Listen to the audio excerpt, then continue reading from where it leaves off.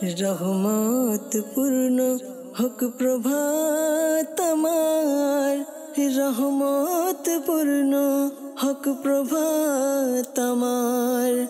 তাহাজ্জুদ আর ফজরের অভ্যাস আছে যার, রহমত পূর্ণ প্রভাত হয় তার।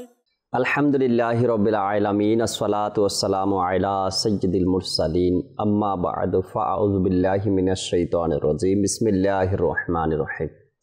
আসসালাতু ওয়াসসালামু আলাইকা ইয়া রাসূলুল্লাহ ওয়া আলা আলিকা ওয়া আসহাবিকা ইয়া হাবিবাল্লাহ। আসসালাতু ওয়াসসালামু আলাইকা ইয়া নবিয়াল্লাহ ওয়া আলা আলিকা ওয়া আসহাবিকা ইয়া নূরাল্লাহ। রসুল আকরাম সাল্লাল্লাহু তাআলা আলাইহি ওয়াসাল্লামের আলিশান ফরমান, তোমরা যেখানেই থাকো না কেন আমার উপর দুরূদ শরীফ পাঠ করো, কেননা তোমাদের দুরূদ আমার নিকট পৌঁছে থাকে।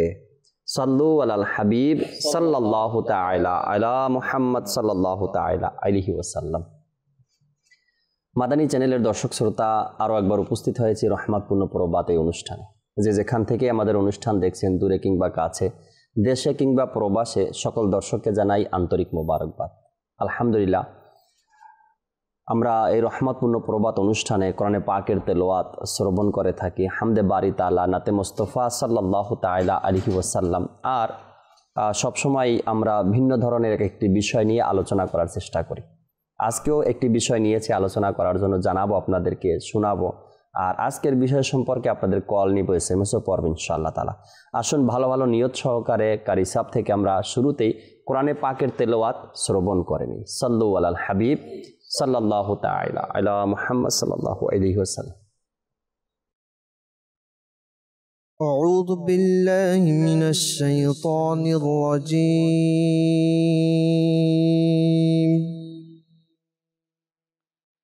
বিসমিল্লাহির রহমানির রহিম।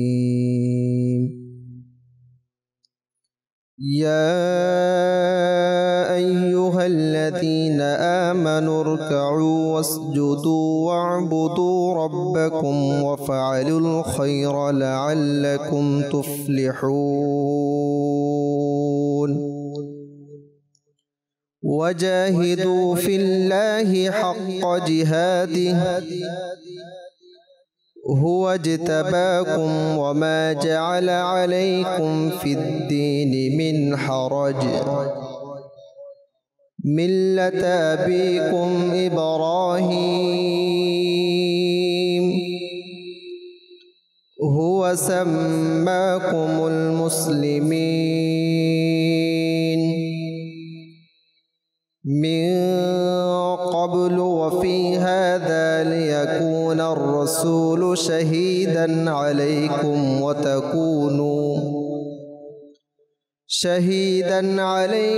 وتكونوا شهداء على الناس فأقيموا الصلاة وآتوا الزكاة واعتصموا بالله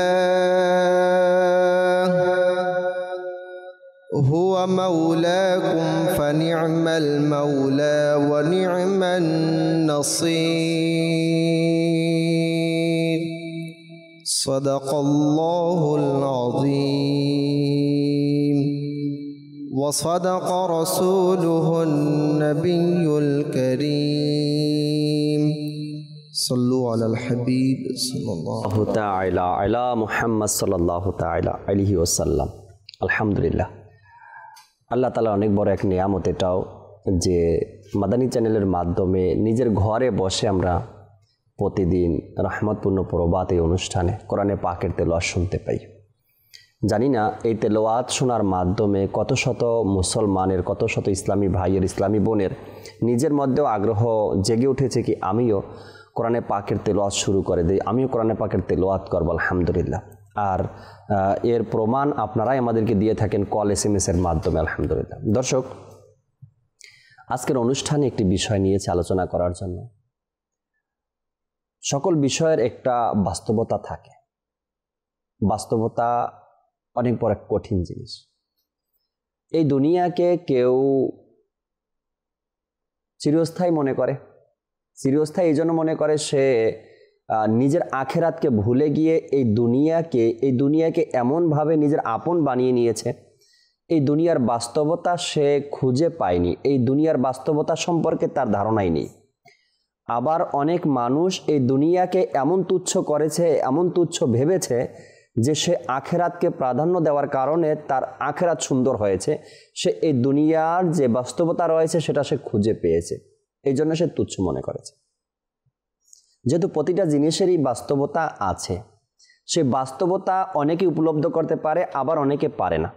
দেখা যায় কোনো ব্যক্তি যেই জিনিসের বাস্তবতা সে উপলব্ধি করতে পেরেছে, সেটার ভালো এবং মন্দ দুইটা দিক সে অনুভব করতে পেরেছে, আর এর কারণেই সে ওই জিনিসের ভালোর দিকটা সে গ্রহণ করেছে, খারাপ দিকটা সে বর্জন করেছে।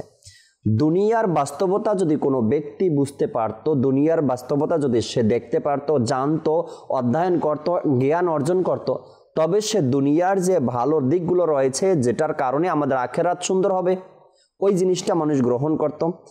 আর এই দুনিয়ার বাস্তবতা যখন সে দেখতে পারতো, বুঝতে পারতো, তখন এটার যে খারাপ দিকগুলো রয়েছে এখান থেকে সে নিজেকে বাঁচাতে পারত। দুনিয়ার বাস্তবতা এর ব্যাপারে কোরআনে পাকের মধ্যেও আল্লাহ তাবারক ওয়া তাআলা আয়াতে কারিমা নাজিল করেছেন। রাসূল আকরাম সাল্লাল্লাহু আলাইহি ওয়াসাল্লামও আমাদেরকে সতর্ক করেছেন, দুনিয়ার বাস্তবতা নিয়ে হাদিসে কারিমা বর্ণনা করেছেন। আর অন্যান্য আম্বিয়া একরামদের জীবনীর মধ্যেও দুনিয়ার বাস্তবতা সম্পর্কে তাদের জীবনীতেও পাওয়া যায়। হয়তোবা আমরা এ বিষয়ে জ্ঞান অর্জন করার মতো মন মানসিকতা আমাদের কাছে ছিল না, বা জানি না, বা বুঝিনি, এই কারণে এ বিষয়ে আমরা জ্ঞান অর্জন করিনি। আজ আমরা যে বিষয় নিয়েছি দুনিয়ার বাস্তবতা, আজকে আমাদের সাথে মোবাল্লিগে দাওয়াত ইসলামী নাইম ভাই রয়েছেন আলহামদুলিল্লাহ, এরপরে আমাদের সাথে নূর হোসেন ভাই রয়েছেন। আমরা তাদের থেকে আজকের বিষয়ে গুরুত্বপূর্ণ কিছু কথা জানবো, শিখবো দুনিয়ার বাস্তবতা নিয়ে ইনশাআল্লাহ তাআলা। নাতখাও দাওয়াত দিয়েছি, আল্লাহ চাহে একটু পরে চলে আসবে, আসলে তার থেকেও আমরা হামদে বারি তালা, নাতে রসুল কালাম আমরা শ্রবণ করব। শুরুতেই নাইম ভাইয়ের কাছে আসতে চাই। নাইম ভাই, আজকের বিষয় আমরা নিয়েছি দুনিয়ার বাস্তবতা, এটা নিয়ে আপনি কি বলবেন শুরুতে দর্শক? আল্লাহ পাক রব্বুল আলামিন জিন এবং মানব জাতিকে সৃষ্টি করেছেন শুধুমাত্র আল্লাহ পাকের ইবাদতের জন্য। এটা কোরআনে পাকের আয়াতে রয়েছে যে আল্লাহ পাক জিন এবং ইনসানকে সৃষ্টি করেছে আল্লাহ পাকের ইবাদতের জন্য। আল্লাহ পাকের ইবাদত করতে হবে কোথায়? দুনিয়ার মধ্যে। দুনিয়া হলো আখিরাতের শস্যক্ষেত্র। জি। যদি কোনো ব্যক্তি এই দুনিয়ার মধ্যে ভালো বীজ বপন করে কিংবা খারাপ বীজ বপন করে, হয়তো ভালো কাজ হবে, নাইলে মন্দ কাজ হবে। যে কোনো দুইটার মধ্যে থেকে তো দুইটাই হয়, হয়তো ভালো দিক নাইলে খারাপ দিক। যদি দুনিয়াতে, অর্থাৎ এটা হলো আখিরাতের শস্যক্ষেত্র, এখানে বীজ বপন করা হবে আর সেটার রেজাল্ট, সেটার ফল ভোগ করা হবে আখিরাতের মধ্যে। যদি কেউ ভালো বীজ বপন করে, অর্থাৎ নেকির বীজ বপন করে, সৎ কাজ করে, ন্যায়পরায়ণতার মধ্যে চলে, আল্লাহ তাআলার আনুগত্যের মধ্যে থাকে, সুবহানাল্লাহ, তাহলে ওই ব্যক্তির রেজাল্ট, ফল সে আখিরাতে ভোগ করবে, সে নিয়ামত দ্বারা পুরস্কৃত হবে আল্লাহ পাকের পক্ষ থেকে, সুবহানাল্লাহ। আর যারা মন্দ কাজ, আল্লাহর নাফরমানিমূলক কাজ, যে কাজ আল্লাহ তাআলা এবং আল্লাহর পিয়ারা নবী সাল্লাল্লাহু আলাইহি ওয়াসাল্লামের অপছন্দনীয় কাজ, অর্থাৎ গুনাহের কাজ যারা করবে, খারাপ কাজের বীজ বপন করবে, তো সেটাও বৃদ্ধি পাবে, সেটার রেজাল্ট, সেটার ফল সে আখিরাতের মধ্যে সে ভোগ করবে। কিভাবে? আযাবের মাধ্যমে। আল্লাহ পাকের পক্ষ থেকে যে আযাব ও গজব তার জন্য অপেক্ষমান রয়েছে। আমরা যেটাই করি, যদি হোক ভালো কাজ হোক খারাপ কাজ, ভালো কাজ হলে ভালোর রেজাল্ট পাওয়া যাবে, পুরস্কৃত করা হবে আল্লাহ তাআলার পক্ষ থেকে। আর যদি মন্দ কাজ হয়, সেটার রেজাল্ট হবে আযাব এবং গজবের মাধ্যমে। এ ব্যাপারে কিন্তু আল্লাহ তাবারক ওয়া তাআলা কোরআনে পাকের মধ্যে আয়াতে কারিমা ইরশাদ করেছেন কাদেরকে আল্লাহ তাআলা পুরস্কৃত করেছেন। জি, আনআমতা আলাইহিম, আল্লাহ তাআলা ইনাম কাদেরকে দিয়েছেন, পুরস্কৃত কাদেরকে করেছেন। যদি আমরা ওই সকল ব্যক্তিদেরকে অনুসরণ করি তবে আল্লাহ চায় আমরা সঠিক পথ বা যেটা আল্লাহ তাবারক ওয়া তাআলার জন্য করণীয় আমাদের, বা আমরা আল্লাহ তাআলার হুকুম আহকামগুলো পালন করব, সেই পথ আর সেই দিকগুলো আমরা পেয়ে যাব ইনশাআল্লাহ। তাহলে বোঝা যায় এই যে রেজাল্টও আখিরাতের মধ্যে, পরকালের মধ্যে ফল ভোগ করা, হয়তো এটার পুরস্কৃত হওয়া কিংবা তিরস্কৃত হবে, সেটা হবে আখিরাতের মধ্যে। কিন্তু যেটা আমাদের কার্য সম্পাদন হবে সেটা হচ্ছে দুনিয়ার মধ্যে। আর দুনিয়ার বাস্তবতা কি বলবো, দুনিয়ার বাস্তবতা তো দুনিয়া মানে ধোঁকা। অর্থাৎ দুনিয়াকে যতই আমরা আপন করতে চাই, দুনিয়া কিন্তু আমাদেরকে লোভ, লালসা, দুনিয়া আমাদেরকে এমনভাবে আমাদের সামনে উপস্থিত থাকবে যে আমি মনে হয় দুনিয়াকে পেয়ে যাব। দুনিয়ার বুক বিলাসিতা, দুনিয়ার চাকচিক্য যেমন আমার মধ্যে চলেই আসবে। মানুষ সবাই আশা করে, যার আছে সেও চায়, যার নেই সেও চায়, যার আছে বেশি সে আরো বুড়ি বুড়ি চায়, আরো চায়, আমারও চায়। এই যে আরো চাওয়ার আশা আকাঙ্ক্ষার মধ্যে সে লিপ্ত হওয়ার কারণে আল্লাহ পাকের ইবাদত থেকে সে বঞ্চিত হয়ে যায়। এক পর্যায়ে সে গিয়ে তার সময়টা, মূল্যবান সময়টা সে নষ্ট করে ফেলে এবং সে আখিরাতের মধ্যে গিয়ে কিছু করতে পারে, তার সময় শেষ হয়ে যায়। এবং সময় শেষ হওয়ার মাধ্যমে যখন তার মৃত্যু হয়ে যায়, তার আর ইবাদত করার তার ইচ্ছা হলেও কবরস্থ হওয়ার পর সে যদি চায় আমি ইবাদত করব, আবার দুনিয়াতে ফিরে যাব, সে সুযোগটা তার পাওয়া যাবে না। দুনিয়াটা কত নিকৃষ্ট। যেমন আল্লাহর পিয়ারা নবী সাল্লাল্লাহু আলাইহি ওয়াসাল্লামের একটা হাদিস শরীফ, যেটা মিশকাতুল মাসাবি এর হাদিসে পাকের মধ্যে 5157 মধ্যে আসছে। হযরত সাইয়েদনা জাবির রাদিয়াল্লাহু তাআলা আনহু থেকে বর্ণিত, নবী পাক সাল্লাল্লাহু আলাইহি ওয়াসাল্লাম এক মৃত মেষ শাবকের নিকট দিয়ে গমন করার সময় ইরশাদ করলেন, তোমাদের মধ্যে কেউ কি পছন্দ করবে যে এই মৃত মেষ শাবকটি 1 দিরহামের বিনিময়ে খরিদ করবে? আচ্ছা। তারা আরজ করলেন, আমরা চাই না যে তা কোনো কিছুর বিনিময় দেওয়া, অর্থাৎ সেটা কোনো কিছুর বিনিময়ে আমরা নিতে চাই না, ফিরিয়ে দিলে তো কেউ নিবে না, মৃত মেষ। তখন ইরশাদ করলেন, আল্লাহ পাকের শপথ, দুনিয়া আল্লাহ তাআলার নিকট এর চেয়ে বেশি নিকৃষ্ট, যেমনই ভাবে এটা তোমাদের নিকট। তাহলে বোঝা যায় যদি কোনো একটা মৃত ছাগলও হয়, সেটা 4 আনা না, সেটা যদি কেউ ফ্রিতেও দেয়, কারণ তার চামড়াটাও কি করবে, আর এর গোশত তো হারাম, এটা মৃত। এই মৃত জিনিসটা না কি কাজে লাগবে, কোনো কাজে আসবে না, সেটার কারণে দুর্গন্ধ ছড়াবে, সেটা কেউ পছন্দ করে না নেওয়ার জন্য। তো মানুষ একটা মৃত জন্তুকে যেভাবে, হালাল প্রাণী হলেও যদি সেটা মৃত হয়ে যায়, সেটাকে নেওয়ার পক্ষে দিরহাম তো ফিরে দিলেও নিতে চায় না, কেউ নিবে না। আর নবী পাক সাল্লাল্লাহু আলাইহি ওয়াসাল্লাম ইরশাদ করে দিয়েছেন যে আমরা যেভাবে এটার ব্যাপারে আমরা যেভাবে অপছন্দনীয় করছি, ঠিক তদ্রূপভাবে আল্লাহ পাক রব্বুল আলামিনের কাছেও দুনিয়াটা এত বেশি নিকৃষ্ট। তাহলে দুনিয়াতে এত নিকৃষ্ট বস্তু, তাহলে আমরা কি দুনিয়া ছেড়ে দেব?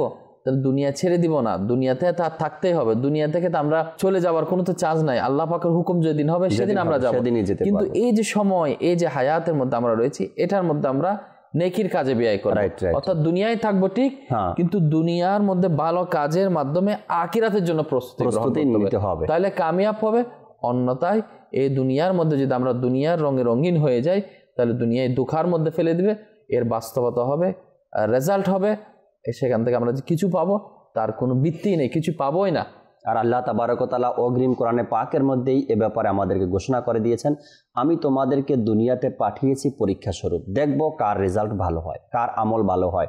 কে দুনিয়াতে থেকে আমল ভালো করে, আখিরাতে তার সৌন্দর্য, তার নিয়ামত সে বক্ষণ করতে পারবে। দুনিয়ার বাস্তবতার উদাহরণ দিতে গিয়ে জালালউদ্দিন রুমি রহমাতুল্লাহি তাআলা আলাইহি তিনি বলেন, একটা শকুনের সামনে যদি গরুর গোশত রাখা হয়, আর ওটা যতক্ষণ পর্যন্ত সে নিজের আয়ত্তে নিতে না পারবে, সে ভক্ষণ করতে না পারবে, ততক্ষণ পর্যন্ত ওই গরুর গোশতের পিছনে পিছনে সে উড়তে থাকবে, চলতে থাকবে, যেতে থাকবে, দিন রাত মাস বছর সে এই গরুর গোশতের পিছনে চলতে থাকবে যতক্ষণ পর্যন্ত সে এটা ধরতে না পারবে, নিজের আয়ত্তে, নিজের দখলে, নিজে খেতে না পারবে, ততক্ষণ এটার লোভে সে চলতেই থাকবে। একজন দুনিয়াদারকে দুনিয়ার বাস্তবতা বোঝার জন্য এটা অনেক বড় এক উদাহরণ।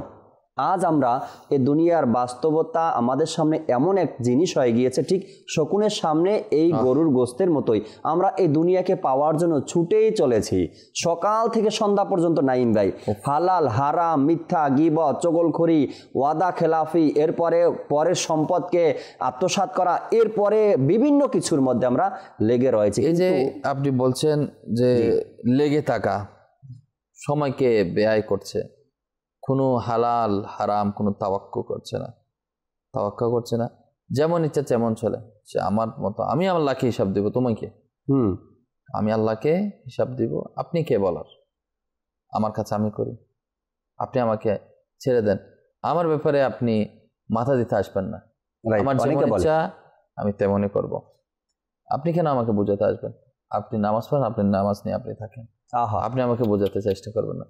অর্থাৎ দুনিয়াদার দুনিয়ার মোহে এত বেশি তারা নিজেকে ব্যস্ত করে ফেলেছে, তাদের যে সুযোগই নেই ইবাদত করার। আর যদি কেউ বাতলেও দেয়, কেউ যদি তাদেরকে স্মরণ করিয়ে দেয়, তাদেরকে হেয় প্রতিপন্ন করা হয়। যেমন তাদের ব্যাপারে কি আছে, আল্লাহ পাক রব্বুল আলামিন তাদের ব্যাপারে বলা হচ্ছে এরকম, যারা দীর্ঘ আশা আকাঙ্ক্ষা নিয়ে আছে, যে আমি তো অনেক হায়াত থাকবো, আর পরে দেখা যাবে, রাইট, আর আমি শেষে তওবা করে নিব, বুড়াতে বয়সে আমি হজে চলে যাব, আমি সবকিছু ঠিকঠাক দাঁড়িয়ে রেখে দেবো, তো আপনি টেনশন করতে পারেন, নিজের মধ্যে আছে নিয়ত আমি করব, পরে করব, কিন্তু পরে করার চান্সটা কোথায়, তো নাও পেতে পারে। তা আল্লাহ পাক রব্বুল আলামিন 14তম পারার সূরা হিজরের 3 নং আয়াত আল্লাহ পাক রব্বুল আলামিন ইরশাদ করেন, তরজমাই কানজুল ইমান, আলা হযরত রাহমাতুল্লাহ, খুব সুন্দর কানজুল ইমানের মধ্যে অনেকটা এরকমই অনুবাদ করেন, তাদেরকে ছাড়ুন, খেতে থাকুক এবং বুক করতে থাকুক, আর আশা আকাঙ্ক্ষা তাদেরকে খেলাধুলায় মগ্ন রাখুক, অতঃপর শীঘ্রই তারা জানতে পারবে। আল্লাহ পাক রব্বুল আলামিন কত না একেবারে হুঁশিয়ারি দিয়ে দিয়েছেন, রাইট, যে তাদেরকে ছাড়ুন, খেতে থাকুক, বুক করতে থাকুক, তারা আশা আকাঙ্ক্ষার মধ্যে থাকতে তারা কি হয়ে যাক, তারা খেলাধুলায় মগ্ন রাখুক, কিন্তু কি বলা হচ্ছে, অতঃপর শীঘ্রই তারা জানতে পারবে। তো জানতে পারা মানে কি, জানতে পারা মানে আল্লাহ তাআলার ফয়সালা, আল্লাহ তাআলার পক্ষ থেকে কি আসবে সেটা অপেক্ষমান রয়েছে, রাইট। তো আল্লাহ পাক রব্বুল আলামিন তাদেরকে ছেড়ে দিতে বলা হচ্ছে, ছেড়ে দেওয়া মানে হচ্ছে না আমরা তাদেরকে নেকির দাওয়াত থেকে বঞ্চিত করবো, তা না, অর্থাৎ এটা তাদের জন্য এক প্রকার তিরস্কার, যে তারা কত বেশি লাঞ্ছিত, যে আল্লাহ পাকের পক্ষ থেকে তাদের তো কোনো দামই নেই। কেন দাম নেই? তারা তো ইবাদতের মধ্যে থাকতে পারতো, তাদের জন্য সুসংবাদের ব্যাপারে আসতো, এটা তো এক প্রকার তাদেরকে ছেড়ে দেওয়ার জন্য তারা ধ্বংস হয়ে যাচ্ছে, জিনিসটা ইঙ্গিত চলে আসছে। এই আয়াতে কারিমার মাধ্যমে বোঝা যায় যে তারা কতটুকু অবহেলিত। আল্লাহ তাবারক ওয়া তাআলা তাদেরকে বাস ছেড়ে দাও, তারা তাদের মতো কাজ করতে দাও, কিন্তু অতি শীঘ্রই তারা আল্লাহ তাবারক ওয়া তাআলার দরবারে দণ্ডায়মান হবে, তখন তারা বুঝবে। এটা দ্বারা বোঝা যায় কতটুকু তারা অবহেলিত। আমাদের সাথে রাশেদ ভাই রয়েছেন, আল্লাহ তাআলার দয়া, রাশেদ ভাই চলে আসছেন, মেহমান আজকের নাত খা আমাদের। তো হামদে বাড়ি তালাই শুনি শুরুতে রাশেদ ভাই, এরপর ইনশাআল্লাহ তাআলা আবারও আপনার থেকে আমরা নাতে রাসূল শোনার চেষ্টা করব। এখন হামদ শুনিয়ে দিন। সাল্লু আলাল হাবিব সাল্লাল্লাহু তাআলা আলা মুহাম্মদ সাল্লাল্লাহু তাআলা আলাইহি ওয়াসাল্লাম। সাল্লাল্লাহু আলাইকা ইয়া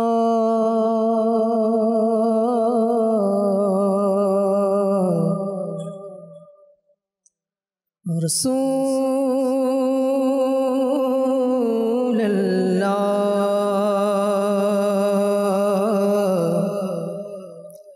ওয়া সাল্লাম আলাইকা ইয়া हबीबल्लाह। दुनिया में हर आफत से बचाना मौला, उक़बा में न कुछ रंज दिखाना मौला, और बैठूं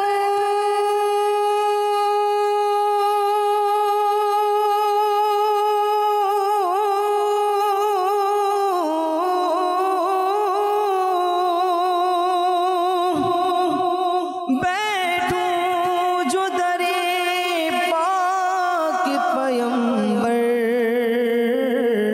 के हुजूर,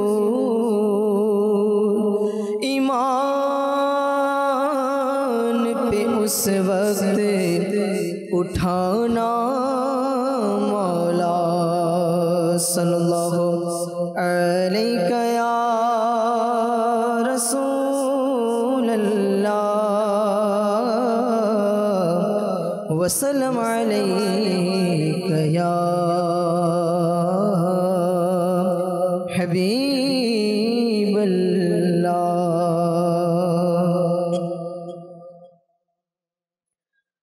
अल्लाहु अल्लाहु अल्लाहु अल्लाहु अल्लाहु अल्लाहु अल्लाहु अल्लाहु अल्लाहु अल्लाहु अल्लाहु अल्लाहु अल्लाहु अल्लाहु अल्लाहु अल्लाहु अल्लाहु। देखते चाय हृदय तुम्हें सुबहानहु करे जिकिर सबे अल्लाहु अल्लाहु। देखते चाय हृदय तुम्हें सुबहानहु करे जिकिर सबे अल्लाहु अल्लाहु। भूलिनी भूलबो ना खुदा तुम्हारे कभू भूलिनी भूलबो ना खुदा तुम्हारे कभू। मने प्राणे खुदा मने प्राणे खुदा तुमी तुमी शुधु अल्लाहु अल्लाहु अल्लाहु अल्लाहु अल्लाहु अल्लाहु अल्लाहु अल्लाहु अल्लाहु अल्लाहु अल्लाहु अल्लाहु अल्लाहु अल्लाहु। बागाने गगने आलोचना তোমার প্রভাতে নিশিতে আলোচনা তোমার বাগানে গগনে আলোচনা তোমার প্রভাতে নিশিতে আলোচনা তোমার। তুমি একক অদ্বিতীয় অনন্ত অসীম তুমি একক হা আল্লাহ তুমি একক হে মৌলা তুমি একক অদ্বিতীয় অনন্ত অসীম। তব নেই অংশীদার তব নেই অংশীদার জাল্লা জালালুহু আল্লাহু আল্লাহু আল্লাহু আল্লাহু আল্লাহু আল্লাহু আল্লাহু আল্লাহু আল্লাহু আল্লাহু আল্লাহু আল্লাহু। সারা পৃথিবী চায় তোমায় পেতে শুধু আমরা তোমারি বান্দা হে সুবহানাহু। সারা পৃথিবী চায় তোমায় পেতে শুধু আমরা তোমারি বান্দা হে সুবহানাহু। তুমি পুত পবিত্র অনন্ত অসীম তুমি পুত পবিত্র অনন্ত অসীম। হে রহিম রহমান হে রহিম রহমান আল্লাহু আল্লাহু আল্লাহু আল্লাহু আল্লাহু আল্লাহু আল্লাহু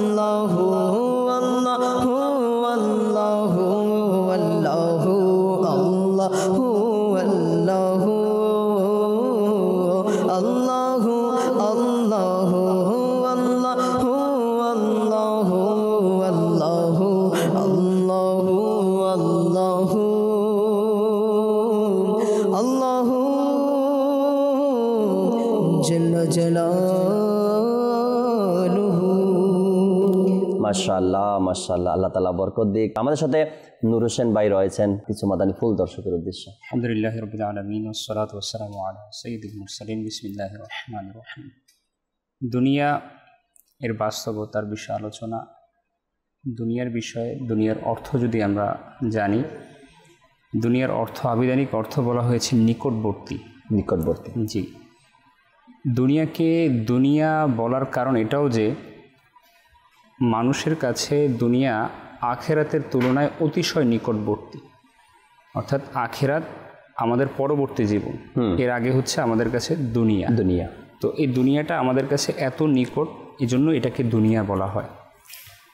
বুখারী শরীফের ব্যাখ্যা গ্রন্থ উমদাতুল কারির মধ্যে হযরত সাইয়েদনা আইনুদ্দিন রহমাতুল্লাহ তাআলা আলাইহি তিনি বলেন যে দুনিয়ার বিষয়ে যে আখেরাতের পূর্বে সমস্ত সৃষ্টি হচ্ছে দুনিয়া।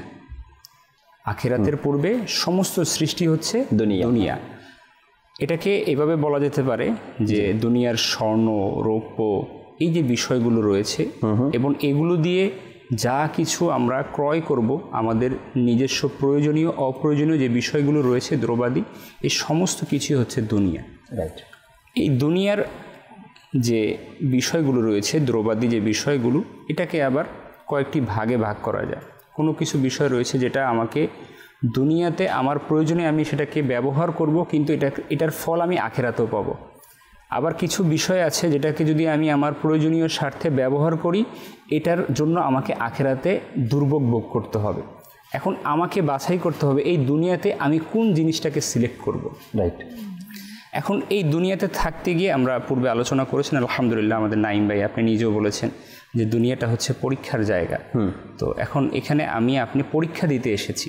এখন একটা পরীক্ষা কক্ষে যে পরীক্ষা দেয় তার কী রকম অবস্থান থাকে সে নিজেও জানে।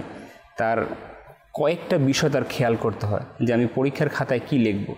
আচ্ছা, যিনি পরীক্ষক থাকবে, যে পুরো ক্লাসটাকে গার্ড দিবে, তার থেকে আমাকে বাঁচতে হবে, সতর্কতা অবলম্বন করতে হবে। অর্থাৎ এটা একটা এক্সাম্পল যে দুনিয়াতে থাকা অবস্থা আমাকে সতর্কতা অবলম্বন করতে হবে। আর দুনিয়াটা হচ্ছে পরীক্ষার জায়গা। দুনিয়ার উদাহরণ হাদিসে মোবারকায় অসংখ্য এসেছে। হুজুর করিম সাল্লাল্লাহু আলাইহি সাল্লাম ইরশাদ করেন, হাদিসটি হচ্ছে আব্দুল্লাহ বিন ওমর রাদিয়াল্লাহু তাআলা আনহু থেকে বর্ণিত। তিনি বলেন, একবার প্রিয় নবী সাল্লাল্লাহু আলাইহি সাল্লাম আমার কাঁধের উপর হাত রাখলেন এবং ইরশাদ করলেন, দুনিয়াতে একজন অপরিচিত ও মুসাফিরের ন্যায় থাকো। আল্লাহ আল্লাহ আল্লাহ। দুনিয়াতে অপরিচিত মুসাফিরের ন্যায় থাকো। এটা আমরা সকলেই জানি যে দুনিয়া হচ্ছে মুসাফিরখানা। দুনিয়া আমাদের জন্য মুসাফির। আমরা কয়েক দিনের জন্য দুনিয়াতে এসেছি। তো এইখানে যদি আমি নিজেকে মনে করি আমি স্থায়ীভাবে জীবনযাপন করব, এটা সবচাইতে বড় বোকামি আমার। ভুল এটা। একটি উদাহরণ দিব, এক্সাম্পল দিব, এইভাবে সহজ করে দিব আমাদের চ্যানেলের দর্শক শ্রোতার জন্য যে মুসাফিরখানা কীরকম মুসাফিরখানা। এক ব্যক্তির উদাহরণ এরকম দেওয়া যেতে পারে, এক ব্যক্তি তার অফিসের কাজে সিলেট গেল। আচ্ছা, বাংলাদেশের ঘটনা বলছি। জি, বাংলাদেশের ঘটনা। এটা এক্সাম্পল জাস্ট, আমি আমার মতো করে বলছি। তো সে 2 দিনের সফরে সিলেট গেল। যাওয়ার পর তার নিকট কোনো আত্মীয় স্বজন না থাকার কারণে, যেহেতু অফিসিয়াল কাজ, তো তিনি একটি হোটেলে উঠলেন 2 দিনের জন্য। জি। তো হোটেল উঠেই এই লোকটি আবার শৌখিন প্রকৃতির ছিল। আমাদের সমাজে আছে না খুব শৌখিন লোক, আমার এটা চলবে না ভাই, এটা লাগবে, আমার অমুকটা পছন্দ হয় না, আমার অমুকটাই পছন্দ হয়। তো এই লোকটাও ছিল শৌখিন লোক। আচ্ছা। তো সে যখন হোটেলে উঠেই সে রুমের মধ্যে ঢুকেই অভিযোগ শুরু করে দিল। আচ্ছা। যে এইটা আমার কাছে পছন্দ হয় না। সে কী করলো, নিজে নিজে বাজারে চলে গেল, নতুন বিছানা, চাদর, তোষক এগুলো কিনে আনলো। আচ্ছা, ভালো কথা। কিছুক্ষণ পর তার খাবার খেতে ইচ্ছা পোষণ করলো। সে করলো কি, না ঠান্ডা খাবার ভাল লাগে না, নিজের মতো করে বাজারে চলে গেল, মাইক্রো ওভেন নিয়ে আসলো। সে ওভেন নিয়ে খাবারকে গরম করে সে খাবার খেলো। আমি এক্সাম্পল দিচ্ছি জাকির ভাই। তো এরপরে সে যখন বিছানায় শুলো, দেখলো ঘরটা কেমন রং টং চুনা টুনা উঠে গেছে। ধর, এই ঘরে এত সুন্দর, 2 দিন থাকবো, একটু স্পেশাল না হলে কীরকম হয়। সে কি করলো, রং মিস্ত্রি এনে ঘরে রঙও করালো। বাহ। আচ্ছা, এরপর সে কি করলো, ফ্রিজ নিয়ে আসলো। খাবার একটু ঠান্ডা পানি না খেলে কীভাবে হয়, গরমের দিন। তা এখন এই হোটেলের যে মালিক আর কর্মচারী, এদের তো তাজ্জব ঘটে গেছে। কী রে ভাই, এরকম ব্যক্তি তো আমরা কখনোই দেখি না। যে এখন তো মালিক পক্ষ ভাবতেছে একই আমার হোটেল কি বুকিং করলো নাকি স্থায়ীভাবে নিয়ে নিল। তো তারা তো তাজ্জব হয়ে গেছে যে এটা কিরকম, এরকম লোক তো আমরা কখনো দেখিনি, মেঘ না চাইতে বৃষ্টি, তো আমাদের সব কিছু সে করে দিচ্ছে। সে তো 2 দিনের জন্য লিস্ট করেছে, হাতের মধ্যে লিখছে 2 দিন থাকবে, অবস্থান করবে, 2 দিন পর সে চলে যাবে। তাহলে এত কেন সাজসজ্জা, এত কেন সরঞ্জামাদির আগমন? তো এই মেসেজটা আমি এই জন্য দিলাম যে আল্লাহ পাক কোরআনুল কারীমের সূরা নাজিয়াতের মধ্যে ইরশাদ ফরমান যে সেদিন তারা দেখতে পাবে, আয়াতের সারাংশ এরকম, সেদিন তারা দেখতে পাবে এবং তারা একে অপরকে বলবে যে আমরা দুনিয়ায় তো একটি সন্ধ্যা, একটি প্রভাত মাত্র অতিবাহিত করেছি। অর্থাৎ তারা মনে করবে যে যখন কাল কিয়ামতের ময়দানে তারা যখন উঠিত হবে মানুষ, তখন তারা মনে করবে আরে আমরা তো দুনিয়াতে কাল ছিলাম মাত্র, এত তাড়াতাড়ি কিভাবে আমরা আখিরাতের জন্য আল্লাহ তাআলার দরবারে সন্নিকটে আমরা উপস্থিত হয়ে গেলাম। তো দুনিয়াটা একটা সন্ধ্যা, একটা প্রভাতের ন্যায় তুলনা করা হয়েছে। তো দুনিয়াটা হচ্ছে মুসাফিরখানা, কিন্তু আফসোস এই দুনিয়াকে আমরা স্থায়ী বানিয়ে ফেলেছি। যেমন ওই ব্যক্তির উদাহরণ, সে 2 দিনের জন্য ওই হোটেলে অবস্থান করছিল, কিন্তু সে তার হোটেলকে ওই 2 দিনের যে থাকা অবস্থানকে সে এমনভাবে সজ্জিত করেছিল, সাজসজ্জা করেছিল, সে এমনভাবে মানুষকে দেখিয়েছিল যে সেখানে চিরস্থায়ীভাবে সেখানে অবস্থান করবে। ঠিক আমাদের অবস্থা এরকম। আজকে আমাদের কার্যকলাপ, আজকে আমাদের কথাবার্তা, আজকে আমাদের চলাফেরা, সকল কিছু মনে হচ্ছে যে আমরা আরো কত যুগ যুগ জানি দুনিয়াতে বেঁচে থাকবো, দিনকে অতিবাহিত করব। দেখে মনে হয় এটাই স্থায়ী জীবন আমাদের। রাসূল আকরাম সাল্লাল্লাহু আলাইহি সাল্লাম আবু হুরায়রা রাদিয়াল্লাহু তাআলা আনহুকে জিজ্ঞাসা করলেন, যদি তুমি কোথাও যাও সফর করার জন্য, মুসাফির হয়, তো তুমি সেখানে পাথয় হিসাবে হয়তো 8-10 দিন বা 15 দিন এর মধ্যে ফিরে আসবে, এই যে সফরে তুমি যাবে আবার আসবে, এর পাথয় হিসাবে তুমি কি নিবে, কি দরকার তোমার?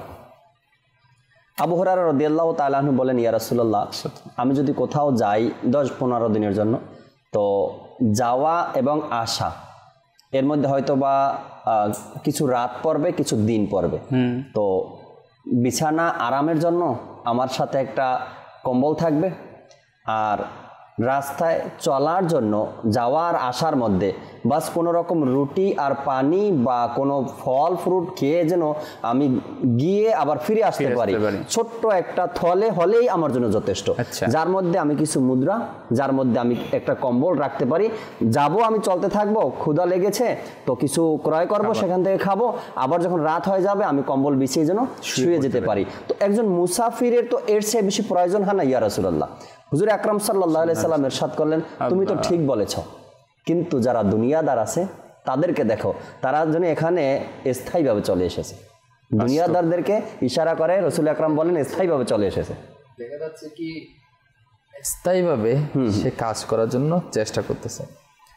তো স্থায়ীভাবে কাজ করার চেষ্টা প্রচেষ্টা, রাত দিন অতিবাহিত করা, মাথার গাম পায়ে ফেলে যে দিন অতিবাহিত করতেছে, সে রেজাল্টটা কি? রেজাল্ট নাই। যদি সে দুনিয়াদারি বুক বিলাসের মধ্যে এত বেশি মন লাগালো বা সে আখিরাতের মধ্যে কিছু পেল না, তার ক্ষেত্রে আছে সে দুনিয়াতে একটু আরামে থাকবে, কিন্তু লাস্ট কোথায়, শেষ কোথায়? শেষ হচ্ছে মৃত্যু। রাইট, শেষ হচ্ছে মৃত্যু। 60, 70, 80 এর ঊর্ধ্ব তো আর না, বেশিতে 100। তাহলে একটা জিনিস বুঝতে হবে যে আমি যা কিছু করি, যারা বিবেকবান, যারা দেমাকওয়ালা, আকলওয়ালা, তারা কখনো দুনিয়ার পিছনে ছুটতে পারে না, বরঞ্চ তারা দুনিয়ার মধ্যে নিজের ব্যস্ততাটাকে এমনভাবে কাজে লাগাবে সেটার দ্বারা সে আখিরাতের মধ্যে কি অর্জন করবে? জান্নাত অর্জন করবে। কেমন? যদি কেউ আকলদার ব্যক্তি হয়, সে দুনিয়ার জন্য কিন্তু ফানা হয়ে যাবে না, অর্থাৎ একেবারে নিজেকে বিলীন করে দেবে না, বরঞ্চ সে আখিরাতের জন্য প্রিপারেশন নেবে। কেন?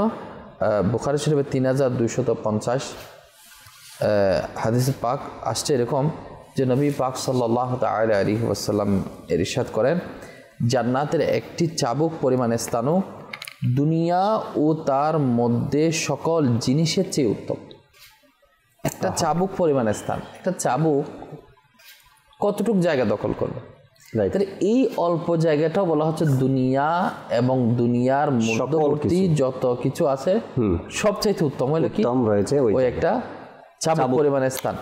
স্বাভাবিকভাবে আমরা দেখি গ্রাম অঞ্চলে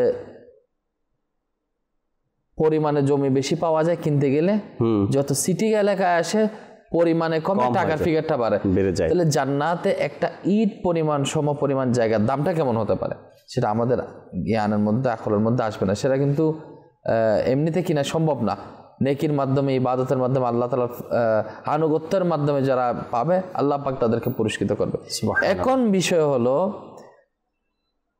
আখিরাতে তো সে পাবে, যদি সে ভালো কিছু করে ভালো কিছু পাবে। এখন কথা হলো দুনিয়ার বাস্তবতা যেটা বলা হচ্ছে, আমি কি পাবো?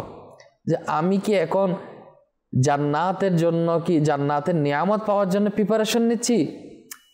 যারা দিমাগওয়ালা তারা কি করবে, দুনিয়াতে প্রিপারেশন নেবে, আমি ওই জায়গাতে যাইতে হবে, আমাকে আমি চিরস্থায়ী সুখ নিব, আমি অল্প দিনের সুখ নিব না, আমি চিরস্থায়ী সুখ নিব, আমি চিরস্থায়ী আরামায়েশের জিন্দেগি অতিবাহিত করব।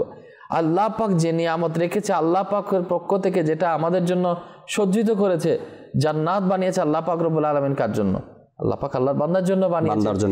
আমরা ক্ষুদ্র অল্প দিনের নিয়ামতের প্রচেষ্টা না লেগে যদি দুনিয়াতে একটু কষ্টও করি, আল্লাহর ইবাদতের মধ্যে যদি আমরা লেগে যাই, দুনিয়ার পিছে না ছুটি, তো আমরা ইনশাআল্লাহ জান্নাতের মধ্যে যে আল্লাহ পাক নিয়ামত রেখেছে সেটা আমরা ভোগ করতে পারবো ইনশাআল্লাহ। এখানে দেখেন তাহলে কি হলো, এখন আজকে কি হচ্ছে, একটা ছেলে তার তো মনে করেন 8-10 বছর ছোটবেলায় খেলাধুলায় এমনিতে চলে গেল।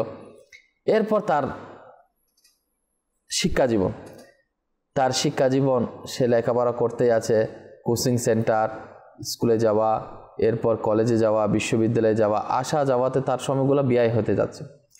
এরপর সে যখন গ্র্যাজুয়েশন কমপ্লিট করে ফেলে, এরপর তার দ্বিতীয় স্টেপে তার কাজ হলো কি, আমি তো এত লেখাপড়া করলাম, আমাকে একটা ভালো জায়গার মধ্যে চাকরির মধ্যে আমাকে পৌঁছাতে হবে।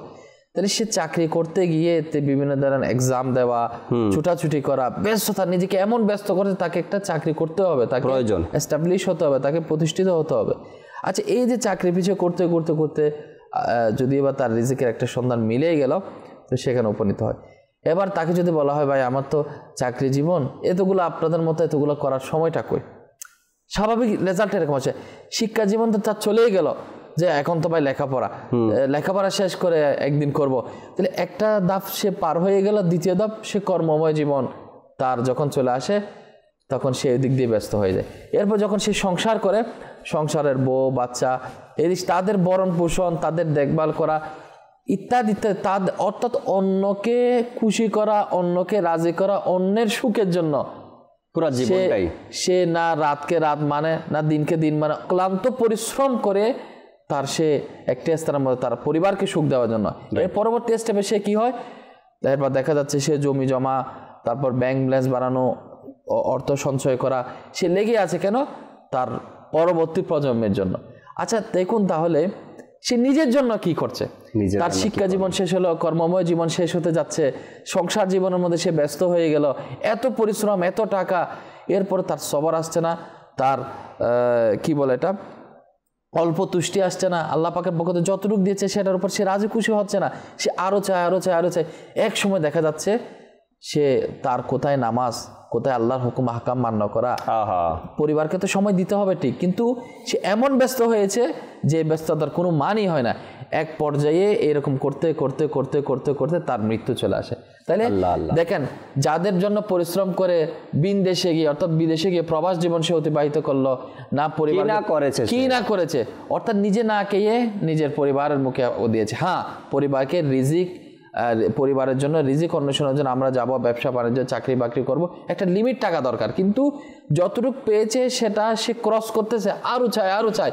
এই আরও চাওয়ার প্রবণতা তাকে এমন ব্যস্ত করেছে, রেজাল্টটা দেখেন, সে নিজের সব কিছু করতে করতে করতে যদিও বা সে পেয়ে গিয়েছে, ইনকামের ব্যবস্থা হয়ে গিয়েছে, এখন সে সাপোর্টটা নিজের জন্য করতেছে না, তার আপনজনদের জন্য করতেছে। তাহলে সে আপনজনদের জন্য করার পরেও তার রেজাল্ট কি, তার মত চলে আসছে, সে কবরে চলে যাচ্ছে। তাহলে সে আখিরাতের জন্য কি করলো? আখিরাতে করার জন্য তো কিছুই পেল না। তাহলে সারাই বিবেকবান ওরাই যারা জান্নাতের জন্য প্রিপারেশন আল্লাহ, আল্লাহ, আমি করব আল্লাহ, স্থায়ী আল্লাহ, জিনিস, সেটা করে কিসের জন্য? জান্নাতের প্রিপারেশনের জন্য। কোন পৃথিবীতে খুদাকে ভুলে ছেড়ে সব কিছু যেতে হবে কবরে, থেকো না পৃথিবীতে খুদাকে ভুলে ছেড়ে সব কিছু যেতে হবে কবরে। কতই ধনী গেছে মাটিতে মিশে, হলো নিঃস্ব গরীব ছিল যে প্রসাদে, চিনে না লোকে সুনাম ধন্য ছিল যে, কতই নওজোয়ান গেছে মাটিতে মিশে, থেকো না পৃথিবীতে খুদাকে ভুলে ছেড়ে সব কিছু যেতে হবে কবরে। খেলাধুলায় লিপ্ত ছিলে বাল্যকালে, নেশায় মত্ত ছিলে তুমি যৌবনকালে, অনুশোচনায় করেছ বৃদ্ধকালে, কি হবে হে মানব বলো মরণকালে, থেকো না পৃথিবীতে খোদাকে ভুলে ছেড়ে সব কিছু যেতে হবে কবরে। উপমার অভাব নেই এই নশ্বর ভুবনে, জগৎ প্রেম তোমায় তবু অন্ধ করেছে, গভীর মনে কভু দেখেছ কি ভেবে, লোকে পূর্ণ মহল আজ নির্জন হয়েছে, থেকো না পৃথিবীতে খুদাকে ভুলে ছেড়ে সব কিছু যেতে হবে কবরে। হয়ে গেছে, দর্শকের কল নিচ্ছি না, নিব ইনশাআল্লাহ তাআলা এখনই। দর্শকের কিছু কলও নিব, SMS এ পড়ব, ফেসবুক পেজে কমেন্ট যারা করেছেন তাও দেখবেন ইনশাআল্লাহ তাআলা। জি, কল শুনিয়ে দিন দর্শকের। আমি মোহাম্মদ অলিউল্লাহ। এখন আর প্রশ্ন সবাব দেখতেছে, নূর নবী এসেছে, নূর নিয়ে এসেছে, এই নামটা শুনতে চাই। ইনশাআল্লাহ তাআলা নূর নিয়ে এসেছে, নূর নিয়ে এসেছে, আর বেশি দিন বাকি নেই। এরপরে প্রতিদিন কয়েকবার শুনবেন ইনশাআল্লাহ তাআলা, নূর নবী এসেছে, নূর নিয়ে এসেছেন ইনশাআল্লাহ তাআলা। আজকে শোনানোর চেষ্টা করব। পরবর্তী কল দেন। আমি চট্টগ্রাম থেকে বলছি। আমার নাম মোহাম্মদ জামিল হুসাইন আত্তারি। আমি একটি নাতের সুল শুনতে চাই, শুনিয়ে দিলে খুশি হব ইনশাআল্লাহ তাআলা। সাথেই থাকুন। পরবর্তী কল। আমি গাজীপুর থেকে বলতেছি, মোহাম্মদ আনোয়ার হোসেন। আমি একটা নাতের রাসূল শুনতে চাই। মাশাআল্লাহ মাশাআল্লাহ, শোনাবো। পরবর্তী কল। আমার নাম হচ্ছে মোহাম্মদ রুবেল আত্তারি, আমার বাড়ি হচ্ছে রাঙ্গুনিয়া। আমার আত্তারি জিন্দাবাদ, আমি এই নাটটা শুনতে চাই আর কি। আমার আত্মার জিন্দাবাদ, এই মানকাবারটি আপনি শুনতে চেয়েছেন, ইনশাআল্লাহ তাআলা শোনাবো। সাথেই থাকুন। পরবর্তী কল।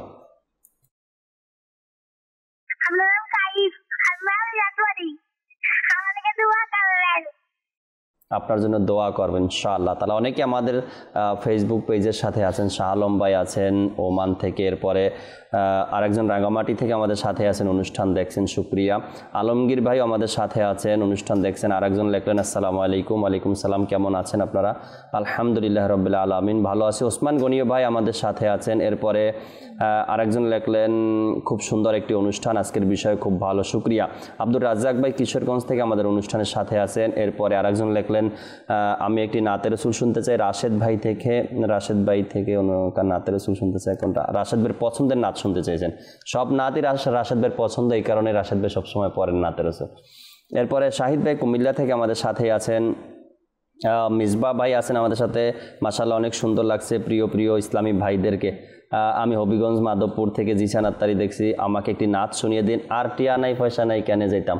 রাশেদ ভাইয়ের পক্ষে কি সম্ভব হবে চট্টগ্রামের ভাষায় নাচ শোনানো, আর টিয়া নাই পয়সা নেই? ইনশাআল্লাহ রাশেদ ভাই শোনাবে, না হয়তো নাইম ভাই থেকে শুনে নিতাম। রাশেদ ভাই শোনাবে ইনশাআল্লাহ তাআলা। রাশেদুল আমাদের সাথে আছেন, শুকরিয়া রাশেদ ভাই। আরেকজন আছেন আসসালামু আলাইকুম। ওয়ালাইকুম সালাম, কুমিল্লা থেকে দেখছি। জি অবশ্যই দেখতে থাকেন। নূর নবী এসেছেন, নূরনি এসেছে, নাইম ভাই থেকে এই নাটটি শুনতে চেয়েছেন, যদি সম্ভব হয় নাইম ভাই শোনাই দেবেন। আরেকজন আমাদের সাথে আছেন আসসালামু আলাইকুম। ওয়ালাইকুম সালাম, সাতক্ষীরা শ্যামনগর থেকে দেখছি, মদিনা যাওয়ার দাওনা ইজাজত এই নাটটি শুনতে চাই, শোনাবো ইনশাআল্লাহ তাআলা। আরেকজন খিলগাঁও থেকে আমাদের সাথে আছেন, তিনি বলেন আলা হযরতের মানকাবাত শুনতে চাই। মাস আলা হযরতের চলতেছে, কিছু আছে রেকর্ড অনুষ্ঠান, এগুলোও চলবে, কিছু লাইভ সরাসরি তাও দেখবেন আপনারা ইনশাআল্লাহ তাআলা। সম্ভব হলে আলা হযরতের মানকাবাতেরও কিছু পংক্তি আমরা রাশেদ ভাই থেকে শুনবো। কিনা সময় শেষ হয়ে যায়, আবার কালাম কিছু শুনেই দেন, এরপরে আলোচনায় ফিরবো আমরা ইনশাআল্লাহ। সাল্লু আলাল হাবিব সাল্লাল্লাহু তাআলা আলা মুহাম্মদ সাল্লাল্লাহু তাআলা আলাইহি ওয়াসাল্লাম। আমিও যাব একদিন সোনার মদিনা, আমিও যাই মনের দুঃখ সে থাই, কাফেলা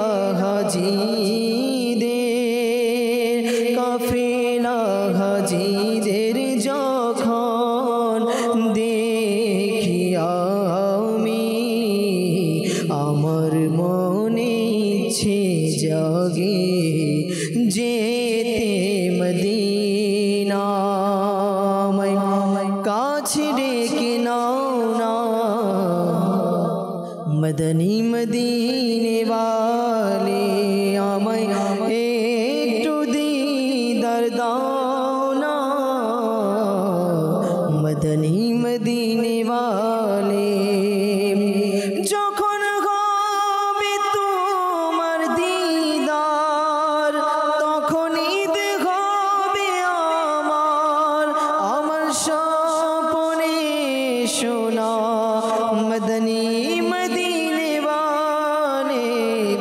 আমার মনে ইচ্ছে জাগে যেতে মদিনা, আমার মনে ইচ্ছে জাগে যেতে মদিনা। যে রওজা শরীফের জিয়ারত করেছে, শফাতের তারে ওয়াজিব হয়েছে। যে রওজা শরীফের জিয়ারত করেছে, শফাত তার তারে ওয়াজিব হয়েছে, ওয়াজিব হয়েছে। শফাত প্রিয় নবীর পেতে মদিনায় চলো না সোনার মদিনা। আমারি মনেরি যে বাসনা, আমিও যাব একদিন সোনার মদিনা।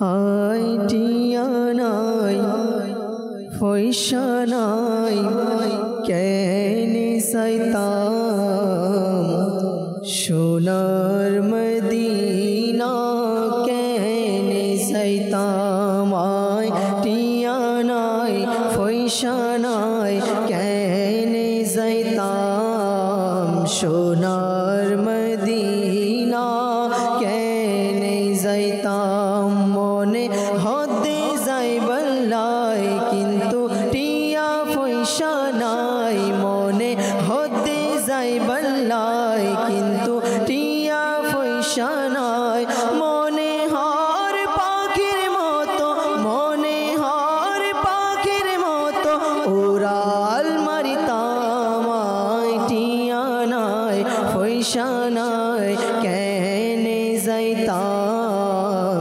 সোনার মদিনা কেনে যাইতাম পাখি যদি হইতাম যাইতাম উড়ি উড়ি পাখি যদি হইতাম যাইতাম উড়ি উড়ি মদিনায় থাকি যাইতাম ঘুরি ঘুরি মদিনায় থাকি যাইতাম ঘুরি ঘুরি মদিনায় চাই চাই মদিনায় চাই চাই আশা ফুরাইতাম আয় টিয়া নাই পয়সা নাই কেনে সাইতাম সোনার মদিনা কেনে সাইতাম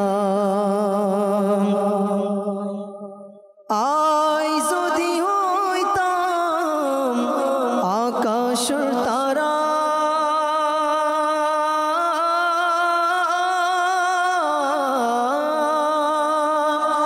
আই যদি হইতাম আকাশের তারা সাই থাকতাম মদিনা মনোবরা সাই থাকতাম মদিনা মনোবরা সোফা গাই সাই থাকতাম সোফা গাই সাই থাকতাম স্বপ্ন ফিরাইতাম আয় টিয়া নাই পয়সা নাই কেনে সাইতাম সোনার মদিনা কেনে সাইতাম মনে হতে যাইবার লাই কিন্তু টিয়া পয়সা নাই মনে হতে যাইবার লাই কিন্তু টিয়া পয়সা নাই মনে হর পাখির মতো মনে হর পাখির মতো উড়াল মারিতাম আয় টিয়া নাই পয়সা নাই কেনে সাইতাম সোনার মদিনায় কেনে যাইতাম সুবহানাল্লাহ। আকা করিম সাল্লাল্লাহু তাআলা আলাইহি ওয়াসাল্লামকে আল্লাহ তাবারক ওয়া তাআলা সৃষ্টি জগতের নবী করে দুনিয়াতে পাঠিয়েছেন। আর আকা করিম সাল্লাল্লাহু আলাইহি সাল্লামকে যে যেই ভাষায় ডাকুক না কেন, নবী পাক সাল্লাল্লাহু তাআলা আলাইহি সাল্লাম সকলের ভাষা যদি না বুঝতেন তবে ভিন্ন ভাষায় ডাকার অধিকার ছিল না। ভিন্ন ভাষা ডাকার অর্থই হলো নবী পাক সাল্লাল্লাহু আলাইহি সাল্লাম আপনার আমার সকলের ভাষা বুঝেন। আর এই জন্যই তো নবী পাক সাল্লাল্লাহু আলাইহি সাল্লামকে যে যে দেশে উম্মতি রয়েছে তার নিজস্ব ভাষায় নিজের মাতৃভাষায় যখন ডাকে নবী পাক সাল্লাল্লাহু আলাইহি সাল্লাম তার ডাকে সারাদান যদি অন্তর থেকে ডাকতে পারি, ভালোবাসার সাথে ডাকতে পারি, হোক সেটা যে ভাষারই, তো আল্লাহ তাবারক ওয়া তাআলা সেই ভালোবাসা সেই মোহাব্বত যেই ভাষাই হোক না কেন ডাকি, আমার নবীকে স্মরণ করি, ভালোবাসি, মোহাব্বত করি, আশিকে রসুলদের সাথে মিলিত হয়ে যায়, ইনশাআল্লাহ তাআলা নিজের অন্তরও পরিষ্কার হয়ে যাবে, রসুল পাক সাল্লাল্লাহু আলাইহি সাল্লামের শাফাত ও কিয়ামতের দিন আমাদের মিলে যাবে ইনশাআল্লাহ তাআলা। নুর হোসেন ভাই আমাদের সাথে কিছু শুনছিলাম আপনার থেকে মাদানী ফুল, আরও শুনবেন ইনশাআল্লাহ তাআলা আজকের বিষয় নিয়ে, দুনিয়ার বাস্তবতা যে বিষয়ে ছিলেন বলতে আমরা যেটা কয়েকটা বিষয়ে করিম সাল্লাল্লাহু আলাইহি সাল্লামের হাদিস মোবারক অনুযায়ী দুনিয়ার উদাহরণ কয়েকটি বিষয়ের সাথে দেওয়া হয়েছে। তো একটি বিষয় হচ্ছে দুনিয়াটা পরীক্ষার জায়গা, এখানে আমি যতদিন থাকবো আমাকে এখানে পরীক্ষা দিতে হবে। তো আল্লাহ পাক কোরআনুল কারীমের মধ্যে ইরশাদ করেন এভাবে যে আমি তোমাদেরকে তোমাদের জান মাল, তোমাদের সন্তান, তোমাদের সম্পদ, এই সকল কিছু নিয়ে তোমাদেরকে আমি পরীক্ষা করব। আল্লাহ, অর্থাৎ আমি এই দুনিয়াতে যত দিন অবস্থান করব আমাকে পরীক্ষার মধ্যে থাকতে হবে। আজকে যদি আমরা প্রতিটি মানুষকে এককভাবে জিজ্ঞাসা করি, প্রতিটি মানুষ কিছু না কিছু পেরেশানির কথা কিন্তু বলবে যে আমি অমুক পেরেশানির মধ্যে রয়েছি। কেউ ঋণগ্রস্ত, কেউ চাকরিহীনতায় ভুগছে, কেউ ব্যবসার মন্দা, কেউ সন্তান আকাঙ্ক্ষা, কেউ বিয়ে শাদী হচ্ছে না। বিভিন্ন পেরেশানির মধ্যে এক একজন ভুক্তভোগী রয়েছে। জি, অর্থাৎ এটি হচ্ছে পরীক্ষা। আমাকে আপনাকে দুনিয়াতে যতদিন অবস্থান আমি করব আমাকে আপনাকে পরীক্ষায় থাকতে হবে। জি, এখন বিষয়টা হচ্ছে এই পরীক্ষার মধ্যে থেকে আমাকে আমার আখিরাতকে উত্তীর্ণ আমি হব, সেটাকে আমাকে এখান থেকে জাস্টিফাই করতে হবে। রাইট। এখন এই পরীক্ষার যদি আমি পড়ে গিয়ে আমি আল্লাহকে ভুলে যাই তাহলে এটা হবে আমার মূর্খতা।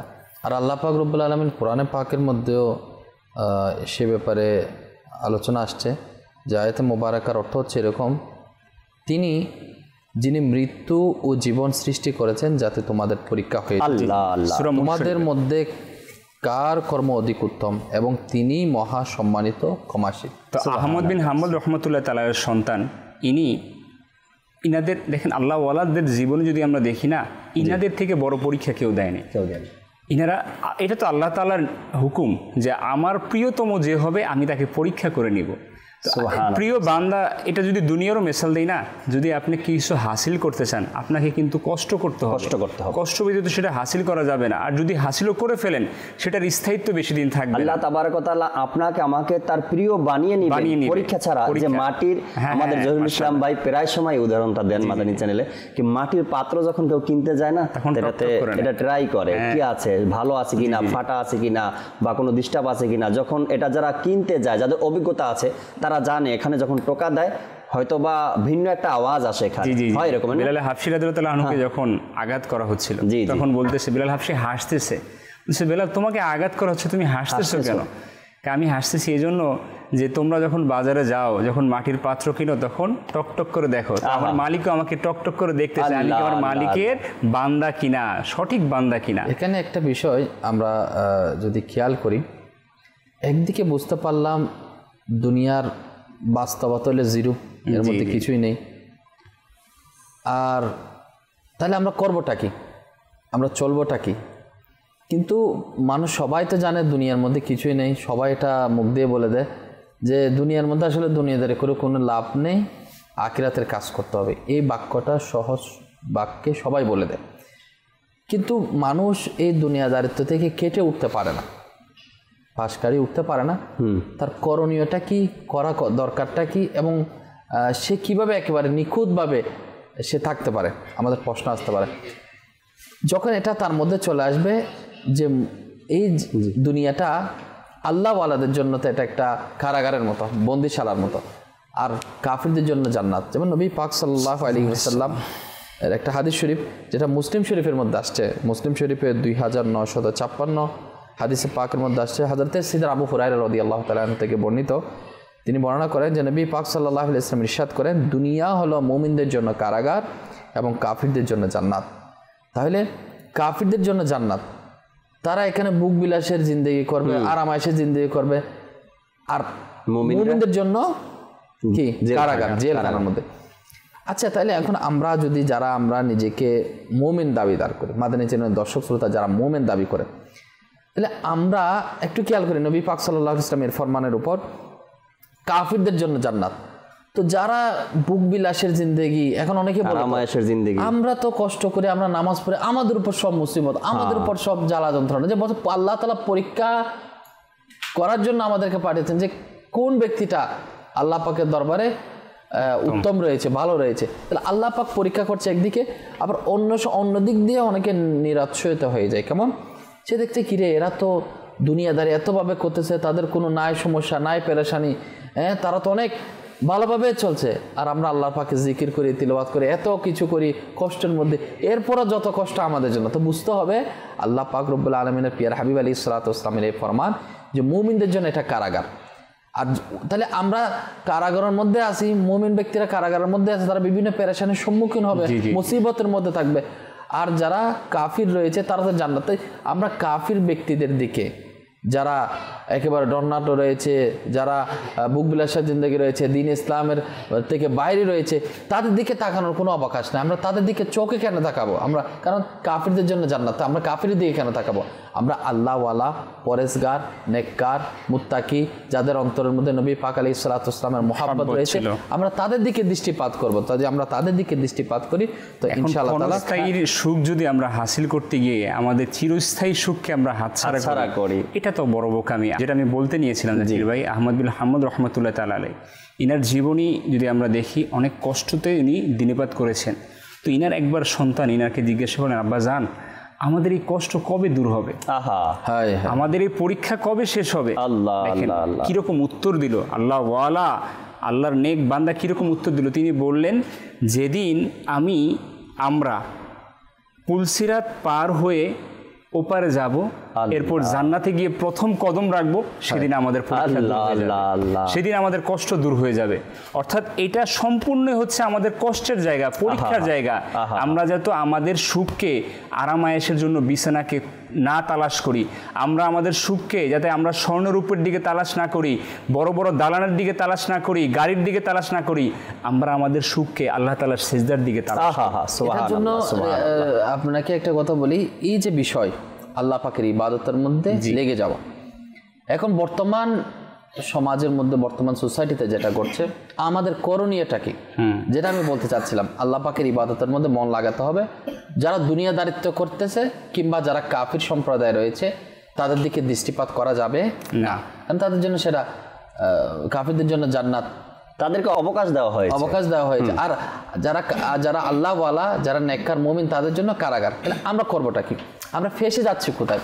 তাহলে আমরা দেখব, একজন মানুষ অল্প ইনকাম করে, সে খুব সুন্দরভাবে তার যতটুকু কাছের মধ্যে মেনে নিয়েছে যে আল্লাহ পাক রব্বুল আলামিন আমাকে যতটুকু দিয়েছে আমি ততটুকুর মধ্যে শুকরিয়া জ্ঞাপন করছি, আর বাকিটা সময় আমি আল্লাহ পাকের ইবাদত করি। যেমন সে পরিবারের সন্তানদেরকে মানুষ করতেছে, কেন? তাদেরকে আল্লাহওয়ালা, আল্লাহ তাআলার দিকে ইবাদত করার দিকে তাদেরকে প্রশিক্ষণ দিয়ে যাচ্ছে। তাদের স্ত্রী যারা মা বোন রয়েছে তাদেরকে পর্দার হুকুম দিয়ে যাচ্ছে। অল্প রুজির মধ্যে সন্তুষ্ট থেকে বাকি সময়টা আল্লাহ পাকের ইবাদত, নেকির দাওয়াত, সুন্নতের বাহার ছড়ানোর কাজে সময়টা ব্যয় করছে। এখন মানুষ ফেসে যাচ্ছে কোথায়? দেখেন একটু যদি একটু খেয়াল করি, সোসাইটি মেনটেন করতে গিয়ে। যেমন মানুষ বর্তমানে একই ক্যাটাগরির আরেকজন মানুষ আমার সাথে জব করে, সে যখন একটু উন্নতির দিকে যায় তখন ঘর থেকে, পরিবার থেকে, বন্ধু মহল থেকে, মানে কিরে ও তো কত কিছুই করে, তোমার তো কোনো উন্নতি নেই, তখন তার মাথার মধ্যে ধাক্কা খায়, ব্রেনের মধ্যে ধাক্কা খায়। এখন সে কি করে? সে আরেকটু ইনকামের পথে খোঁজার জন্য সে বেদিব্যস্ত হয়ে যাচ্ছে। সে যে ইবাদতের মধ্যে ছিল, অল্পের মধ্যে যে শুকরিয়া জ্ঞাপন করার মধ্যে যে সে ভালোভাবে চলছিল, এখন লৌকিকতা, আমাকে অমুক জায়গায় দাওয়াতে যেতে হবে, ভালো ঠিকঠাক খরচা করতে হবে, লৌকিকতা, আমার সমাজের এই জিনিসটা মেনটেন করতে হবে, ওরা সবাই করতেছে আমাকে করতে হবে, ওরা সবাই এই কাপড়টা এখন চলতেছে আমাকেও নিতে হবে, সবাই এই জায়গার মধ্যে সবাই গিয়েছে আমাকেও যেতে হবে, এই কাপড়টা সবাই কাছে। এই যে যুগের সাথে তাল মেলানো, অর্থাৎ যুগের যে তাল মেলাতে গিয়ে একটা ব্যয়বহল কষ্ট সে ব্যয় করতে গিয়ে সে হারাম হালাল তোয়াক্কা না করে কোন দিক দিয়ে সে ছুটছে। এই যে মানুষ যদি একটা পয়েন্টগুলো যদি নোট করে নেয় যে আমার সময়টা কোন দিক দিয়ে ব্যয় হচ্ছে, এটাও বলে যেটা আপনি বললেন না, যে বিষয়টা যে ব্যয়বহুল, অর্থাৎ বিষয়টা এরকম, দুনিয়া যদি আমি বুঝতে চাই, আমার নিজের প্রয়োজনীয় যে জিনিস রয়েছে তার থেকে যখন আমি অতিরিক্ত দিকে চলে যাব, সেটাই হচ্ছে অপ্রয়োজনীয়। যখন আপনার পারিবারিকভাবে বা আপনার ব্যক্তিগতভাবে যে জিনিসটা আপনার প্রয়োজন না হইলে চলে না, এটা আপনার অনুমতি আছে বা আপনি নেন, আপনার প্রয়োজন, কিন্তু এখন যেটা দরকার নেই, এখন 6 মাস পরে দরকার, বা একটা কাপড় আছে এখন এরপরে একটা মার্কেটে গেলেন, পছন্দ হইলো আবার নিয়ে আসলেন, এটা এখন না হইলেও চলতো, এখন এটার জন্য আপনার কি করতে হবে? আপনার ইনকাম সোর্স বাড়াতে হবে। খরচা, অনেক মানুষ বলে নুর হোসেন ভাই কি করব, খরচা বেড়ে গেছে, খরচা বেড়ে গেছে নাকি আমরা বাড়িয়েছি? দিন তো একই আছে, সময় তো একই আছে, সকাল হয় সন্ধ্যা হয়, একই সিস্টেম শুরু থেকে এখন পর্যন্ত আছে। আপনি আমি খরচা বাড়ানোর কারণে আপনার আমার উপার্জনটাও এখন বাড়াতে হচ্ছে, খুঁজতে হয় যে আমি কোথায় যাব, কিভাবে আমার উপার্জন হবে। যে মোবাইল লিগে দাওয়াত ইসলামের আলোচনা থেকে বোঝা গেল মুমিন যারা তাদের কাছে সব সময়ের জন্য পেরেশানি থাকবে। এখানে একটা বিষয় মনে করেন কিভাবে হচ্ছে, কেউ একটা মোবাইল নিয়েছে আমার বন্ধু, একই মোবাইল আমাকে নেওয়া লাগবে। দেখেন আমাকে, আমার মন বসে গেছে আমাকে নিতে হবে ল্যাপটপ, এটা নতুন মডেল আসছে আমাকে এটা নিতেই হবে, অথচ এটা দিয়ে আমি আরেকটা বছর চাইলে চালাইতে পারি, আমার যে কাজ করছি হয়ে যাচ্ছে, আমি 6 মাস পরে বা 1 বছর পরে নিলে হচ্ছে। কিন্তু না, ইনি নিয়েছে আমাকে নেওয়া লাগবে। এই যে জিনিসগুলো যদি হ্যাঁ আমি ঘরটাকে সাজাচ্ছি, এখন তো এই ডিজাইন চলছে, আমি একটু ডিজাইনটা একটু পরিবর্তন করি। দেখেন কতগুলো জিনিস বসে গেছে, কিছু জিনিস আছে প্রয়োজনাদি যেটা করা লাগবে। এখন দেখা যাচ্ছে অপ্রয়োজনীয় বিষয়গুলো মাথার মধ্যে নেওয়ার কারণে সামাজিকতার লৌকিকতার যেগুলো রয়েছে, সামাজিকতা আমরা মেনটেন করব। সামাজিকতার মধ্যে যেটা আল্লাহওয়ালাদের যে সুউপদেশ রয়েছে, আল্লাহওয়ালাদের যে দিক নির্দেশনা রয়েছে, সে মোতাবেক আমরা চলবো। কিন্তু অতিরিক্ত দুনিয়াদারির সোসাইটি যদি আমরা মেনটেন করতে যাই, আমাদের মাথার মধ্যে এত বেশি প্রেশার ক্রিয়েট হবে, যেটার কারণে মানুষ অর্থ উপার্জনের ক্ষেত্রে এমনভাবে লেগে যাবে তার দিনদারিত্ব ছুটে যাবে। বলা হচ্ছে নবী পাক আলাইহিস সালাতু ওয়াস সালামের একটা ফরমান, যেটা হযরত সাইয়েদনা কাব বিন মালিক আনসারী রাদিয়াল্লাহু তাআলা থেকে বর্ণিত, তিরমিজি শরীফের হাদিস শরীফ। হুজুর পাক সাল্লাল্লাহু আলাইহি ওয়াসাল্লাম ইরশাদ করেন, যদি দুইটি ক্ষুধার্ত নেকড়ে ছাগলের মাঝে ছেড়ে দেওয়া হয়, তাহলে সে যতটুকু ক্ষতি করবে না যতটুকু সম্পদ এবং সম্মানের লালসা মানুষের দিনের ক্ষতিগ্রস্ত করে। এটা দেখেন না, একটা ক্ষুধার্ত নেকড়েকে যদি ছেড়ে দেওয়া হয় ছাগলের পাড়ের মধ্যে, সে কতটুকু ক্ষতি করতে পারে। এর চেয়ে বেশি ক্ষতি করবে কে? দুনিয়ার লালসা, দুনিয়ার সম্পদের মোহ। সম্পদের মোহটা কেন বাড়ে? এই যে দুনিয়ার এক্সাম্পল, দুনিয়ার উদাহরণগুলো আমরা দিচ্ছি, সেগুলোর কারণে মানুষ ছুটে যায়। এগুলোর মধ্যে আমি আপনি অনেক সময় ফেসে যাওয়ার সম্ভাবনার মধ্যে পড়ে যাই আমরা। তো আমরা চেষ্টা করব যে আমরা তো দুনিয়াদারিত্ব করার জন্য তা আসে না, যতটুকু প্রয়োজন ততটুকু করবো, আল্লাহ যতটুকু দিয়েছে ততটুকুর মধ্যে অল্পের মধ্যে তুষ্ট থাকবো।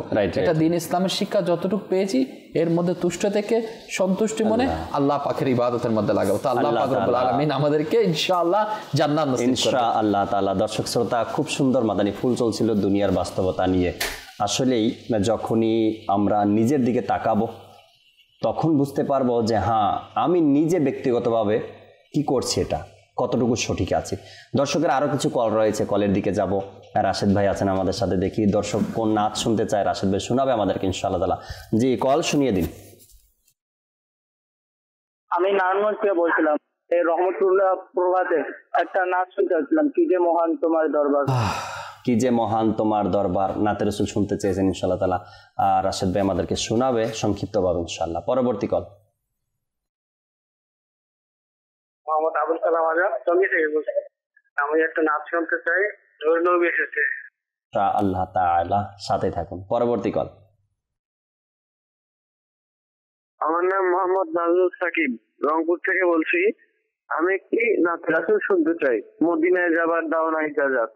ইনশাআল্লাহ নূর নবী এসেছে, এটারও 2-3 বার রিকোয়েস্ট চলে আসছে। মদিনায় যাওয়ার দাও না ইজাজত, এটার ব্যাপারেও আসছে। দেখি রাশেদ ভাই কি করে। পরবর্তী কল দেন। আমি নারায়ণগঞ্জ নলুয়াপাড়া থেকে বলছি, মোহাম্মদ সাইদুর রহমান লিপু। আমি একটা নাতে মুস্তাফা শুনতে চাই।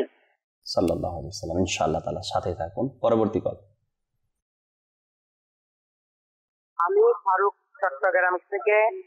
আমি একটা নাতে রাসূল শুনতে চাই, কত দূরে যাব কেমন করে। আচ্ছা আচ্ছা, ভাগ্য ভালো রাশেদ ভাই, সবাই কল করে না একটাই নাচ শুনতে চেয়েছেন। সবাই বলছেন আমি একটি নাতে রাসূল শুনতে চাই। পুরাটা তো শোনানো যাবে না, অনেকেই কল করেছেন, অনেকেই একটা নাতে রাসূল শুনতে চেয়েছেন। তো এই পুরাটা শোনানো যাবে না, সব নাতের একটু একটু করে রাশেদ ভাই আমাদেরকে শোনাবেন। 1 পংক্তি 2 পংক্তি করে শুনিয়ে দিন। কি জীবন তোমার দরবার, রসূলে আরবি কি জীবন তোমার দরবার, রসূলে আরবি তোমার দরবার, দয়ার ভণ্ডার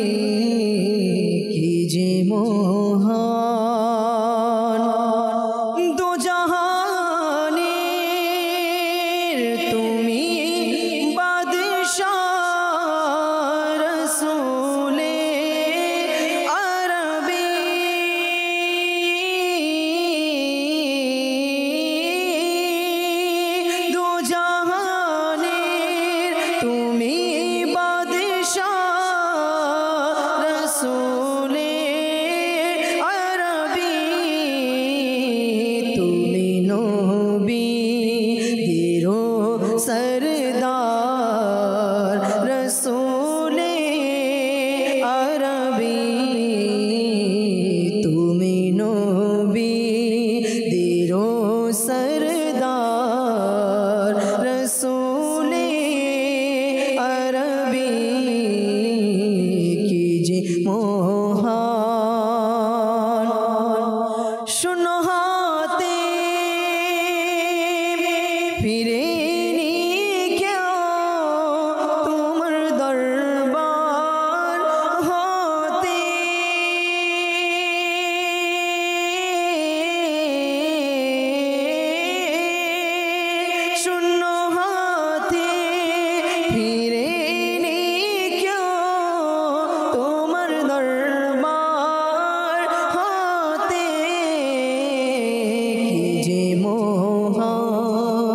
কতই মহান তোমার দরবার রসূলে আরবি কি যে মহান তোমার দরবার রসূলে আরবি নূর নবী এসেছে নূর নিয়ে এসেছে নূর নবী এসেছে নূর নিয়ে এসেছে সারা ভুবনেতে দেখো কেমন নূর ছেয়েছে আসসালাতু ওয়াসসালামু আলাইকা ইয়া রাসূলুল্লাহ আসসালাতু ওয়াসসালামু আলাইকা ইয়া হাবিবাল্লাহ যত দিন ওই চন্দ্র তারা প্রজ্বলিত থাকবে যতদিন ওই চন্দ্র তারা প্রজ্বলিত থাকবে ততদিন মিলাদুন নবী আমরা পালন করব নূর নবী এসেছে হক নূর নিয়ে এসেছে সারা ভুবনেতে দেখো কেমন নূর ছেয়েছে নবীর আগমন মারহাবা রাসূলের আগমন মারহাবা নূরের আগমন মারহাবা নূরের আগমন মারহাবা মক্কির আগমন মারহাবা মদনীর আগমন মারহাবা নাতে মাহবুবে খোদা শুনবো শোনাতে থাকবো নাতে মাহবুবে খোদা শুনবো শোনাতে থাকবো ইয়া রাসূলুল্লাহ হরি নারা লাগাতে থাকবো নূর নবী এসেছে নূর নিয়ে এসেছে সারা ভুবনেতে দেখো কেমন নূর ছেয়েছে আসসালাতু ওয়াসসালামু আলাইকা ইয়া রাসূলুল্লাহ আসসালাতু ওয়াসসালামু আলাইকা ইয়া হাবিবাল্লাহ আসসালাতু ওয়াসসালামু আলাইকা ইয়া রাসূলুল্লাহ আসসালাতু ওয়াসসালামু আলাইকা ইয়া হাবিবাল্লাহ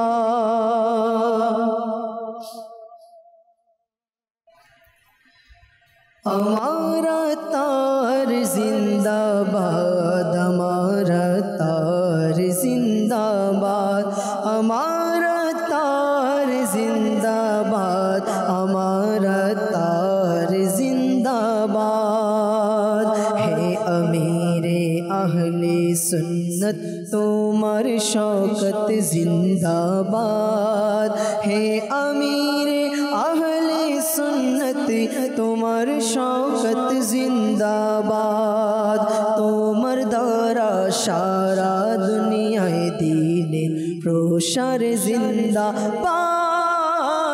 আমার তার জিন্দাবাদ আমার তার জিন্দাবাদ আমার তার জিন্দাবাদ আমার মুর্শিদ জিন্দাবাদ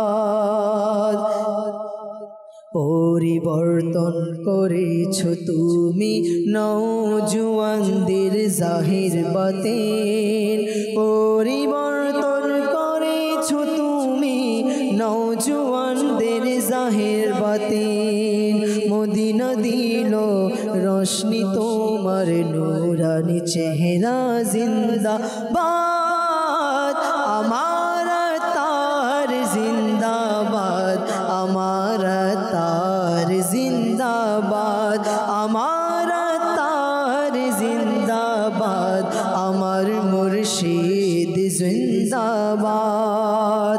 দুনিয়ারে আনাচে কানাচে তোমার ফয়েজ পৌঁছে গেছে, দুনিয়ারে আনাচে কানাচে তোমার ফয়েজ পৌঁছে গেছে।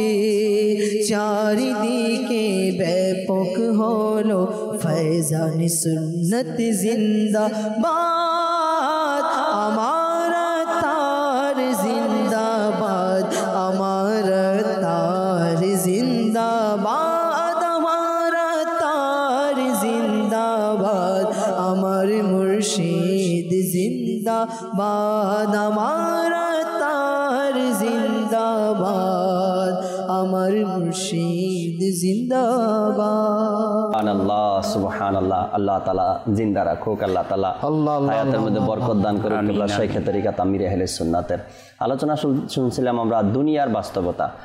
মোবাল্লিগিন থেকে শেষ কিছু আরো মাদানী ফুল নেই, এরপর ইনশাআল্লাহ আমরা সালাতু সালামের দিকে যাব। নূর হোসেন ভাই, আরো কিছু মাদানী ফুল শেষ সময়। দুনিয়ার বাহ্যিক চাকচিক্যতা, দুনিয়ার আরাম আয়েশকে যাতে করে আমরা এটাকে স্থায়ীভাবে ভোগ করার না নিয়ত করি, যা সেটাকে আমাদের প্রয়োজন অনুসারে আমরা ভোগ করতে থাকি। কারণ আল্লাহ পাকের হুকুম হচ্ছে, আল্লাহ রাসূলের ইরশাদ হচ্ছে যে দুনিয়ার যদি মশার ডানার পরিমাণও যদি মূল্য থাকতো তাহলে আল্লাহ তাআলা কাফেরদেরকে পানি পান করাতেন না। অর্থাৎ এটা বোঝানোর, এটা আল্লাহ রাসূলের হাদিস অনুযায়ী এটাই বোঝানো যায় যে, বোঝা যাচ্ছে যে এটার কোনো মূল্যই নেই, এটা মূল্যহীন জায়গা। জাস্ট এটার জন্য শুধু আমরা এখানে অবস্থান করতেছি, জাস্ট একটা প্ল্যাটফর্ম আমরা আছি, অবস্থান করতেছি, আমাদের গন্তব্য আছে সামনে, আমরা অবস্থান করতেছি এখানে, আমরা বিরতি স্থান এটা আমাদের, আমরা কিছুক্ষণ পর আর একটা স্থানে যাব, সেটাই হচ্ছে আমাদের চিরস্থায়ী জায়গা। আর দুনিয়াকে বোঝানো এভাবে হয়েছে, ওলামায়ে কেরাম ফরমান যদি দুনিয়াকে এক মুষ্টি বালুর সাথে এভাবে যদি আমরা এক মুষ্টি বালু হাতের মধ্যে নেই না, সেটাকে যতক্ষণ অবস্থান করব একটি একটি কোণা আস্তে আস্তে আস্তে আস্তে বের হয়ে যাবে বাতাসের সাথে সাথে, আস্তে আস্তে সেটা নিঃশেষ হয়ে যাবে, অর্থাৎ দুনিয়াও শেষ হয়ে যাবে। তো দুনিয়াটাকে আমরা দুনিয়াতে থেকে আমাদেরকে আখেরাতকে প্রস্তুত করতে হবে। তো হাদিস মুবারক এরকম, হুজুর করিম সাল্লাল্লাহু আলাইহি ওয়াসাল্লাম ইরশাদ ফরমান যে নৌকার উপরে যেভাবে মানুষ অবস্থান করে তোমরা ঠিক সেভাবে নিজেদেরকে দুনিয়ার মধ্যে রাখো। যদি নৌকার উপরে পানি উঠে যায় তাহলে কি হবে? তুমিও ডুবে যাবে। অর্থাৎ দুনিয়ার মধ্যে থেকে তুমি আখেরাতকে ধরো। আখেরাতকে তুমি যদি দুনিয়ার মধ্যে চলে যাও তাহলে তোমার দুনিয়াও হাতছাড়া হবে, আখেরাতও হাতছাড়া হবে। এ ব্যাপারে একটা হাদিস শরীফ রয়েছে যে হযরত সাইয়েদনা আবু মুসা আশআরী রাদিয়াল্লাহু তাআলা থেকে বর্ণিত, নবী পাক সাল্লাল্লাহু আলাইহি ওয়াসাল্লাম ইরশাদ করেন, যে ব্যক্তি দুনিয়ার প্রতি ভালোবাসা পোষণ করলো সে তার আখিরাতকে ক্ষতিগ্রস্ত করলো, আর যে ব্যক্তি আখিরাতকে ভালোবাসলো সে পৃথিবীকে ধ্বংস করলো, অর্থাৎ দুনিয়াকে সে ধ্বংস করলো। সুতরাং তোমরা আখিরাতকে দুনিয়ার উপর প্রাধান্য দাও। দুনিয়াকে আমরা প্রাধান্য দিতে পারবো না, দুনিয়ার উপর আখিরাতকে প্রাধান্য দিতে হবে। দুনিয়াকে বলা হচ্ছে শয়তানের কন্যা, ইবলিশ শয়তানের কন্যা। যারা দুনিয়াকে ভালোবাসলো সেজন্য ইবলিশের কন্যার সাথে বিবাহ বন্ধনে আবদ্ধ হয়ে গেল। তাইলে দুনিয়াকে ভালোবাসার কারণে কন্যার খাতিরে শয়তান আসা যাওয়া করবে, তার রেজাল্ট কি? বলা হচ্ছে কাল কিয়ামতের দিন ওই দুনিয়াকে বিস্ত্রী বুড়ি আকারে পেশ করা হবে, দেখতে ঘৃণা লাগবে। তো আল্লাহ পাক রব্বুল আলামিন বলবে, এটাকে চিনো?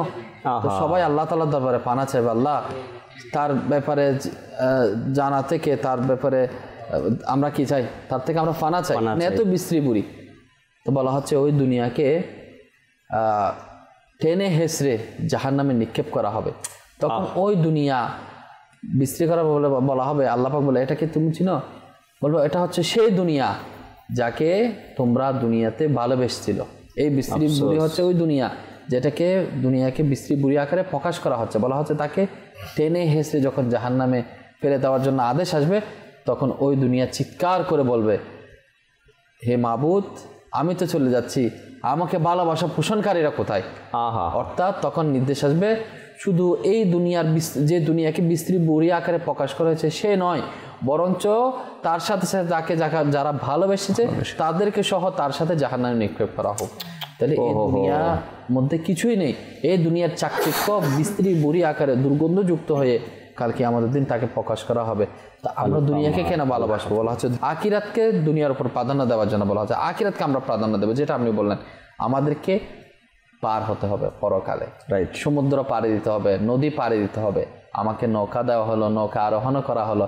তাহলে আমার উদ্দেশ্য কিন্তু নৌকা স্থায়ী নয়, আপনি যেটা বলেছেন তুষার ভাই, যে আমাদেরকে ওই পারে আমাদেরকে কি দিতে হবে? পাড়ি দিতে হবে। তাহলে আমি কি সম্পদ আহরণ অর্থাৎ পানি ভর্তি করব, নাকি আমি নৌকা চালিয়ে ওই পারে পারাপার হবো? আমাকে অবশ্যই আমাদের উদ্দেশ্য হলো ওখানে পারাপার হওয়া, অল্প সময় আমি পার হয়ে যাব। তাহলে আমি সেখানে পানি ভর্তি করতে পারি না, দুনিয়া ভর্তি করতে পারি না। আর যদি পানি ভর্তি করি, তাহলে আমি ওই পানির মধ্যে ডুবে যাব। আমি ওইকে যেখানে যাওয়ার কথা ছিল সেখানে আমি যাইতে সফল কাম হব না। তো আমার আমির আহলে সুন্নাত ইলিয়াস আত্তার কাদেরী রাজভী দামাত বরকাতুল আলিয়া, ইনাকে হাজার কোটি সালাম পেশ করি, যিনি দেখেন এই বর্তমান সময়ে মানুষ দুনিয়ার সবাই গাইডলাইন এটাই দেয় যে কিভাবে আমি দুনিয়াতে একটু ভালোভাবে আরামায়েশে থাকবো। আমার আমির আহলে সুন্নাত শুধু আমাদেরকে দুনিয়ায় কিভাবে ভালো আরামায়েশে থাকবে সে গাইডলাইন দেয় না, বরঞ্চ ইনার মহব্বত আল্লাহ রসুল সাল্লাল্লাহু আলাইহি ওয়াসাল্লামের উম্মতের প্রতি, আমাদের প্রতি এত বেশি মহব্বত, ইনি ওই দিক নির্দেশনা দেন আমরা চিরস্থায়ী যাতে আরামায়েশে থাকতে পারি। সেজন্য আমাদের কি করতে হবে, কি কঠোর সাধনা করতে হবে, কতটুকু পরিশ্রম করতে হবে, সেজন্য সর্বত্র ত্যাগ দিয়ে হলেও আল্লাহ পাককে রাজি খুশি করে কিভাবে আমরা পরকালের মধ্যে সুখে চিরস্থায়ী সুখ পাবো, সেজন্য আমাদেরকে দিক নির্দেশনা দিচ্ছে। সে দাওয়াত ইসলামের পরিবেশের মধ্যে থাকা আমাদের উচিত, এবং সাথে সাথে দাওয়াত ইসলামের আশিকানা রসুলদের সাথে মাদানী কাফেলা সফর করার অভ্যাস করি। তো ইনশাআল্লাহ তাআলা মাদানী চ্যানেলের দর্শক, আমাদের মধ্যে দুনিয়ার যে বুক বিলাসের জিন্দেগি সেটা আমাদের মন থেকে চলে যাবে, বরঞ্চ আল্লাহ তাআলার ইবাদতের দিকে মন লাগবে। তো আল্লাহ তাআলার দিকে যদি আমাদের মন লাগে ইবাদতের দিকে, তো ইনশাআল্লাহ তাআলা আল্লাহ পাকের দয়া হবে, আমাদের মন আল্লাহ তাআলার ইবাদতের দিকে চলে যাবে ইনশাআল্লাহ তাআলা। তখন আমরা চিরস্থায়ী জান্নাত পাওয়ার একটা সুবর্ণ সুযোগ আমাদের মধ্যে থাকবে ইনশাআল্লাহ। আলহামদুলিল্লাহ, আল্লাহ তাবারক ওয়া তাআলা কবুল করে নিক। আল্লাহ তাআলা যা শুনেছি এর উপরে আমল করা, দুনিয়ার বাস্তবতা যে বিষয়টা রয়েছে এর প্রতি যেন আমরা সবসময় সজাগ থাকি, বুঝতে পারি, জানতে পারি। আল্লাহ তাআলা সে তৌফিক আমাদেরকে দান করুক ইনশাআল্লাহ।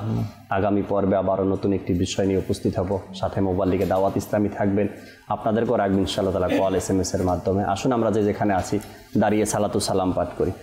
या नबी सलाम अलैका, या रसूल सलाम अलैका, या हबीब सलाम अलैका, सलावतुल्लाह अलैका, तलअल बद्रु अलैना मिन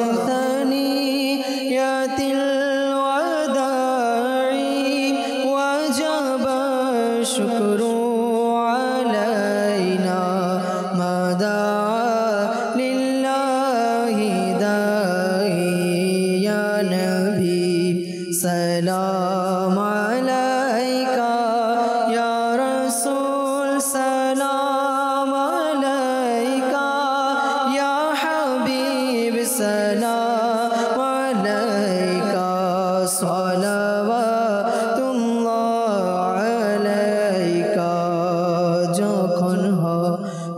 তোমার দিদার তখনই দেখাবে আমার, আমার স্বপ্নে সোনা মদনী মদিনে वाले, या नबी सलाम अलैका, या रसूल सलाम अलैका, या हबीब सलाम अलैका, सलावतुल्लाह अलैका। अस्सलातु वस्सलामु अलैका या रसूलल्लाह व अला आलिका व अस्हाबिका या हबीबल्लाह। सुब्हानकल्लाहुम्मा व बिहम्दिका ला इलाहा इल्ला अंता अस्तगफिरुका व अतूबु इलैक। सुब्हानकल्लाहुम्मा व बिहम्दिका ला इलाहा इल्ला अंता अस्तगफिरुका व अतूबु इलैक। सुब्हानकल्लाहुम्मा व बिहम्दिका ला इलाहा इल्ला अंता अस्तगफिरुका व अतूबु इलैक। सलातु वस्सलामु अलैका या नबी अल्लाह व अला आलिका व अस्हाबिका या नूर अल्लाह। ला इलाहा इल्लल्लाहु मुहम्मदुर रसूलुल्लाह सल्लल्लाहु अलैहि वसल्लम। রহমত পূর্ণ হক প্রভাত আমার, রহমত পূর্ণ হক প্রভাত আমার। তাহাজ্জুদ আর ফজরের অভ্যাস আছে যার, রহমত পূর্ণ প্রভাত হয় তার।